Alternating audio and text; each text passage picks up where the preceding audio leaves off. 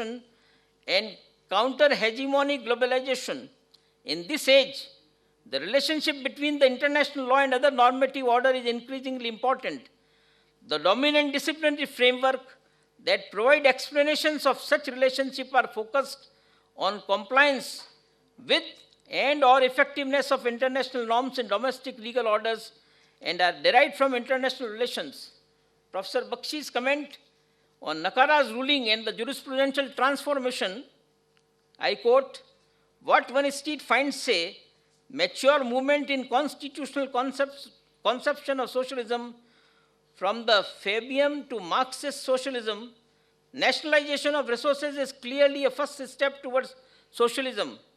But nationalization without worker participation in management amounts merely to a state capitalism.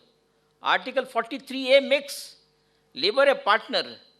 These several articles make a paradigm shift and clear a class bias towards social justice. Ramakrishna's case is another encouraging sign where the Supreme Court plants a socialistic signpost by conceptually bringing in workers as key partners in the industrial management. Justice Bhagwati said, in a socialistic constitution, workers may not be conceived as mere vendors of the toil or as marketable commodities to be purchased by the owners of capital. Workers are producers of wealth as much as capital, nay, very much more. Capital would be important without labor. Therefore, there are equal partners with capital in the enterprise. The preamble and the directive principles thus construed yield unmistakably the conclusion that the enterprise which has center of economic power should be controlled not only by the capital but also by the labor, especially when it is sought to demolish the center of economic power. In the present times, it is necessary, fallout of trend of globalization and liberal economic policies, India too has moved from socialistic pattern stance to the free market economy.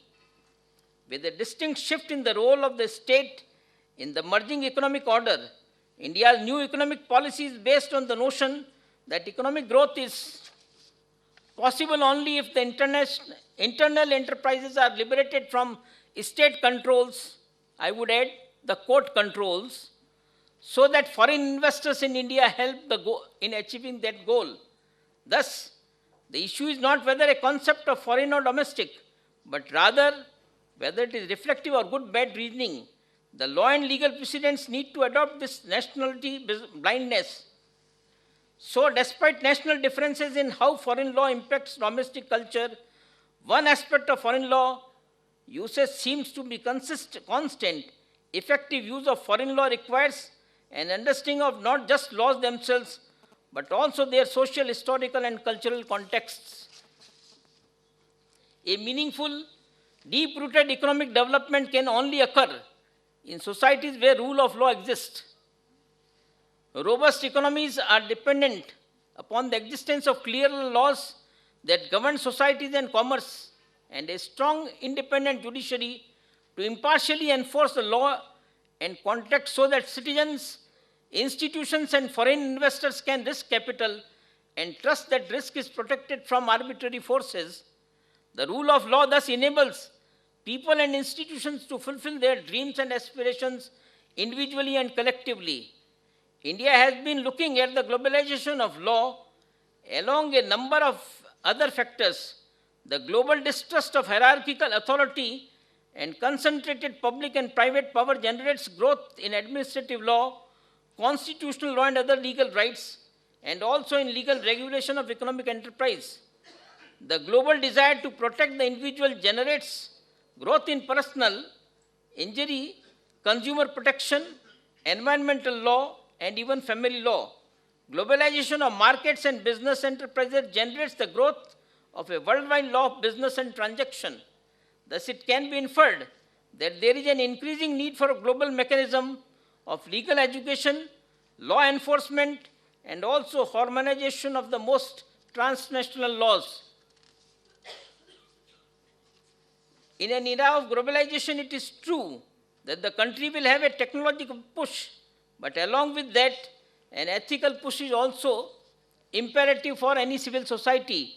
The legal system existing in India is costly for the poor man who finds it difficult to access. The result being that the orphan in the area is likely to remain orphans, devoid of the help of law, unless steps are taken to strengthen public good through a responsive legal system sensitive to the poor's need. Justice is going to be a far cry. Thus, the purpose of development should not be to develop things, but to develop men. I will conclude by one observation about the role of the courts in last 20 years or 25 years. Unfortunately, a lot of us have been over-influenced by this mantra of globalization and economic growth. One does not know whether the courts have contributed to this economic slowdown or not. I am not competent to comment upon it. But the fact of the matter is that in some areas, the courts have been pushing the government policy of economic growth. That's a danger. The courts must be committed to the Constitution and the constitutional philosophy. And the constitutional philosophy is that we must ensure justice to everybody. We must ensure equality of opportunity and of status. Unless these two goals are achieved, all efforts made, whatever be the economic policies, whatever may be the growth targets, they will always fail. Because if in a country of 130 million people, 80% people go hungry in the evening, how can we think of achieving the goal of justice? I am sure the Bar Association of India, which has been playing a pivotal role in this field, will continue to be the torchbearer for the legal profession and will help the common and poor to ensure that their rights are protected. They are able to create them, and they will be able to create a situation in which every citizen of the country, not today, but tomorrow, will be able to enjoy the fundamental rights. Thank you very much.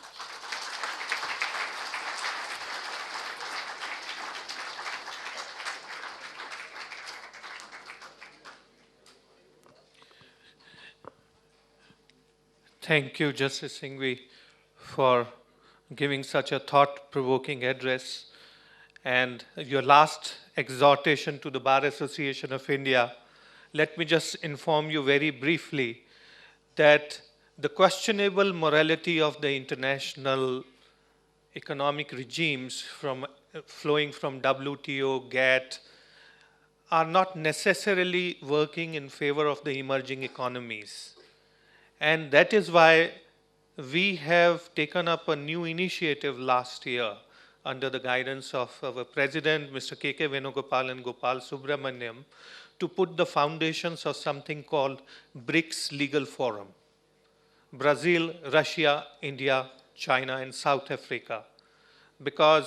And as we have progressed further deliberating how to put foundations of this structure, the common strand of thought and concerns which have emerged is that something is to be done to have the voice of the developing nations and their concerns to be built into the global regimes which are being proposed and pushed. Now I will call upon our Associate President, Mr. P.P. Rao, to come and give his concluding remarks. Thank you.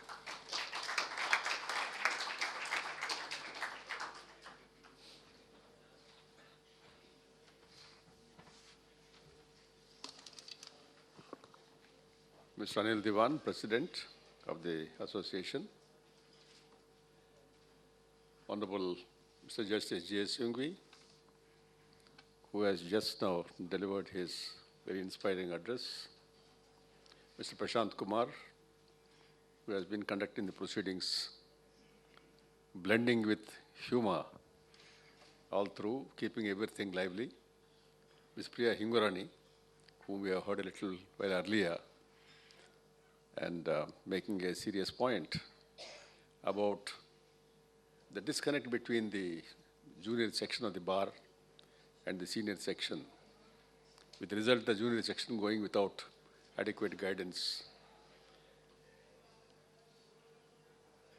Distinguished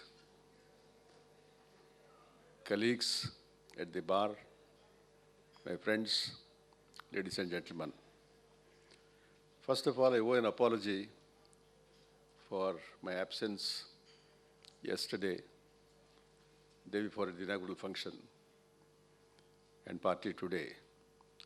I had to attend a regional conference on mediation at Chandigarh as a member of the Mediation and Conciliation Project Committee constituted by the Chief Justice of India. Mediation has tremendous potential in our country, but it needs to be popularized. Awareness has to grow. At a time when courts are unable to deliver justice because of the flood of litigation, which again is due to, according to my perception, lack of good governance. The failure of constitutional organizations and institutions which have been established with the great hope that they will all work together for achieving the promises of the preamble, which Mr. Justice Singhvi has just now mentioned to you very appropriately. The Constitution stands for we the people of India. And who are the people of India when the Constitution was framed? Most of them were illiterate and poor. They were all given the right to participate in the democracy, and they have been participating. And we have also introduced democracy in all self-governing liberal professions. Teachers have teachers' unions in the various universities. Lawyers have statutory council for self-regulation, apart from our own voluntary associations like this. Then we have got press council, we have got medical council, we have various other councils. It is my perception, the way we have been practicing democracy, irrespective of the quality of the voter, has not been able to deliver goods. I feel time has come, we have to seriously think about better self-governance. At times I wonder, are we fit to govern ourselves? We started off very well. Look at this association. Who are the founders? I would like to salute them on this occasion. They were men of great distinction. They were statesmen in the profession of law who had a vision of the country and how to make this country, in all respects, a very prosperous and which will be the pride of the world. Who are they? M.C. Setalwad, the first founder, President, Attorney General. He was also continuously President of Supreme Court Bar Association for a number of years. Dr. K. Munshi, another great son of India. See the Bharatiya Vidya Bhavan, which he is running, such a great publishing house, spreading so much of light and wisdom. Shri K. Raja Iyer, first Vice President. K. Munshi was first Vice President. N.C. Chatterjee, my good old senior, he was the treasurer. Then we had C.B. Agarwala, a former judge of Allahabad High Court, who was practicing after retirement Supreme Court, Shanti Bhushan's father-in-law. Then we had C.K. Daftari, the first Solicitor General of India, another great lawyer. And those of us who are lucky to see him and to be associated with him, we always feel a sense of pride. S.M. Sikri was the Advocate General of Punjab at that time, who rose to become Chief Justice of India, the first lawyer to be directly appointed to the Supreme Court as Judge of the Supreme Court. Unfortunately, I don't know why the Collegium doesn't think of appointing anyone from the bar. We need this fresh blood to be injected in the Supreme Court to revitalize it. Otherwise, the court cannot go ahead. We are brilliant judges. The last one was Justice Santosh Hegde. What a great name he made, not only as a judge of the Supreme Court, even thereafter as Lokayukt of Karnataka. Very bold, fearless, independent, and capable judge. This is what we wanted. Then we had K.L. Mishra, another great lawyer. You have to read about him in various books. And I remember Mr. Nariman also referring to him. He was one who scored in the ICS examination in the English paper 100 out of 100. Could you imagine an Indian doing it? See what kind of person they were. There were a number of other persons. H.M. Sirwai was one of the founders. D. Narsaraju, another great lawyer, Andhra Pradesh's, the greatest Andhra Pradesh has produced ever. So we had 10 advocates general at that time among the founder members. And we had 3 presidents of bar associations, of different bar associations. These were the people who conceived of this Bar Association of India as the authentic and most respected organization and voice of the entire bar. And what was their dream? The very first object of the resolution, this memorandum of association is this: to uphold the Constitution of India and the representative, free and democratic form of government, and to uphold and promote the rule of law. So here we are discussing today the rule of law. Rule of law and democratic form of government, both are facing serious challenges. Challenges not from outside, from our own people. I recall the words of Dr. Ambedkar, another great son of India, a man who was born from the bottommost layer of this country, even socially, economically. But a brilliant man, well-read person, well-equipped person, who steered the Constitution, draft Constitution to the Constituent Assembly with commendable ability. Look at his speeches. It's a great education. He said in the last speech he delivered in the address in the Constituent Assembly, after discussing various aspects, he said, now my mind is full of apprehensions about the future of this country. And then he said, my apprehension is, now India has become free. Once it was free, it lost its freedom. Will India again lose its freedom? Then he added, India lost its freedom, which it had once, due to the treachery and perfidy of its own people. These words keep on ringing in my ears as the events have unfolded in the last 4 decades or so. We started exceedingly well. Earlier, judicial appointments were made by the executive, having the last word.